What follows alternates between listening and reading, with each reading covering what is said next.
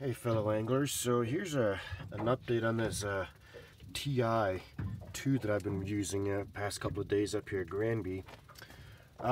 This is a pretty impressive unit now. Mind you, I don't have the side scan installed. I'm using my old downscan imager from my old Elite HDI unit. But so I want to give you a quick recap. What you're seeing here is there's a lot of noise on here because it's on 83 kilohertz, and the reason being is because my front unit is also using 83 kilohertz. Now, yeah, there's some feedback going on here, and let me show you what happens.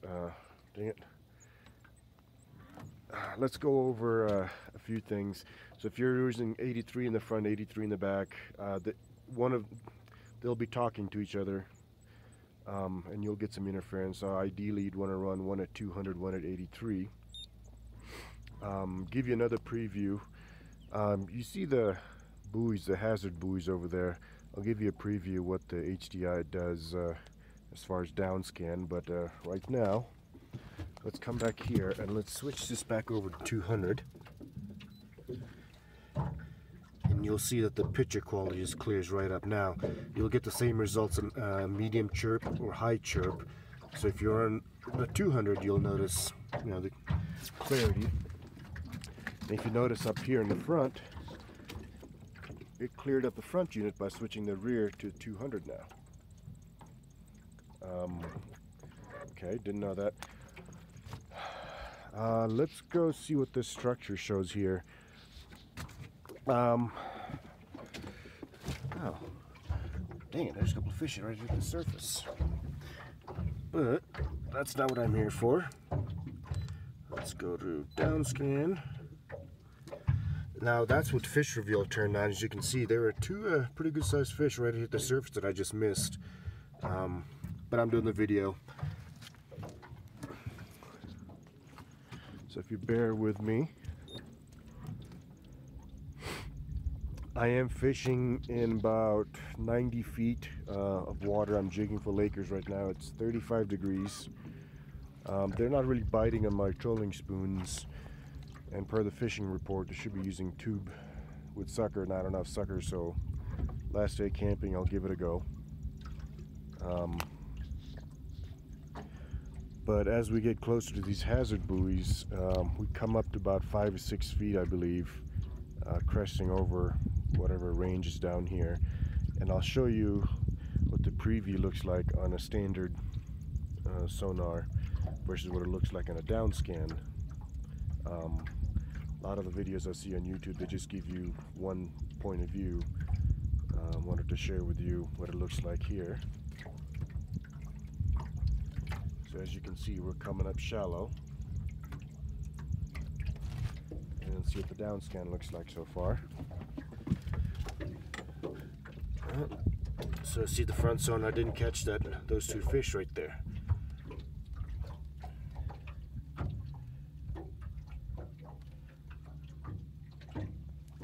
Coming up. There's our buoys.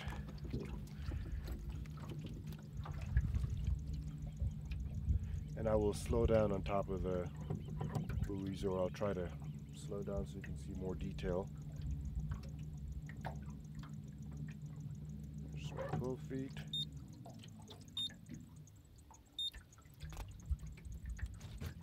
So that's what you see in the front right now. Let's go see what you see in the back.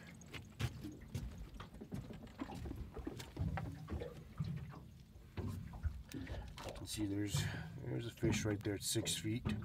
There's another one. Now mind you, the front minnkota transducer is not the best. It does work pretty well in warmer waters apparently. I'm not having the best of luck with it out here. It's turned strictly into a, I don't know, a range finder, a depth finder if you call it that. I think I got a snag. I let it snag. But I can see the bottom here pretty clearly, as you can see the rocks.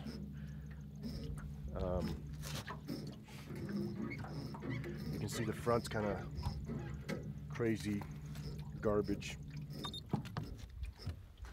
Come back to the back. That's what you're seeing down there right now. So, pretty impressive. Let's see what this does at 800 kilohertz. Clean it up a bit more. Now the 800 I found, the quality doesn't really do much over 75 feet. It actually stops working over 80. So I run the 455 mostly.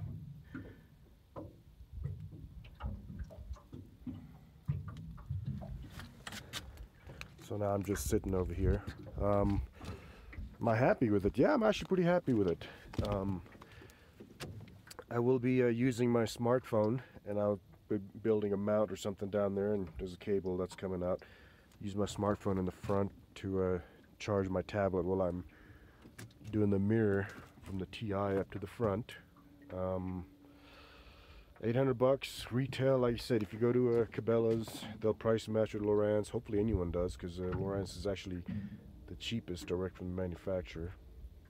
Anyway, hopefully this helps someone with the differences, knowing that you know what the 455 800 does, and then that if you're running a front unit with a US-2, it will interfere at the 83 and the 200. So if you're going to run 200 in the front, I'd run the 83 kilohertz in the back, or vice versa.